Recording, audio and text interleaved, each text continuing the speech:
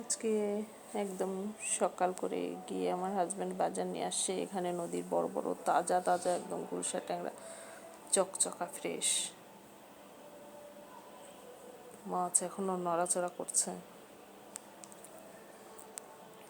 ট্যাংরা মাছগুলা কিন্তু রান্না করলে খুবই মজা লাগে। বড় বড় ট্যাংরা তো অন্যরকম স্বাদ লাগে, দেশি ট্যাংরা। আর এখানে রুই মাছ 2.5 কেজির একটু বেশি হবে এরকম সাইজের রুই মাছগুলাও নিয়ে আসছে কেটে। রোজার আগে তো বাজার করা আসলে এই জন্যই বাজার করে নিয়ে আসছে, আর কয়েকদিন পরেই তো রোজা, তো এই জন্য বাজার কিছু কিছু করে গোছানো হচ্ছে। এটা হচ্ছে বড় কাতল মাছ, এটা 4 কেজি ওজনের কাতল, এটাও দেশি কাতল। এই মাছগুলো মিঠা পানির, এই মাছগুলো খুবই স্বাদ, আসলে ভালো লাগে খেতে। এই বড় বড় টুকরা একটা মনে হয় যে খেতে পারবো না, এরকম বিশাল বড় একটা লেজের সাইজ, মাশাআল্লাহ। তো আর এইখানে নিয়ে আসছে পাবদা মাছ,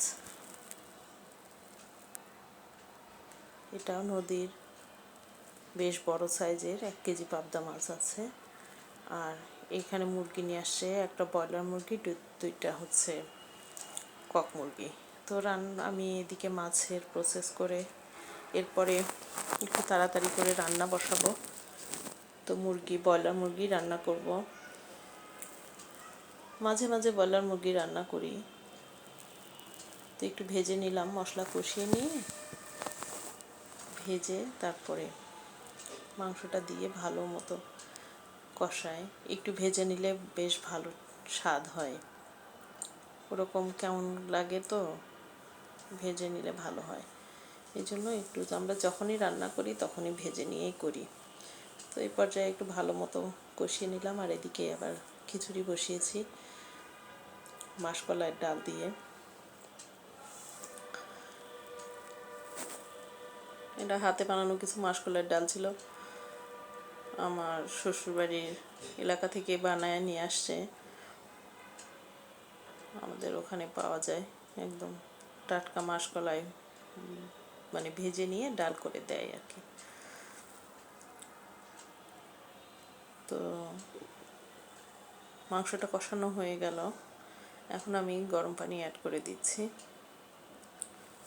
গরম পানি দিয়ে তারপরে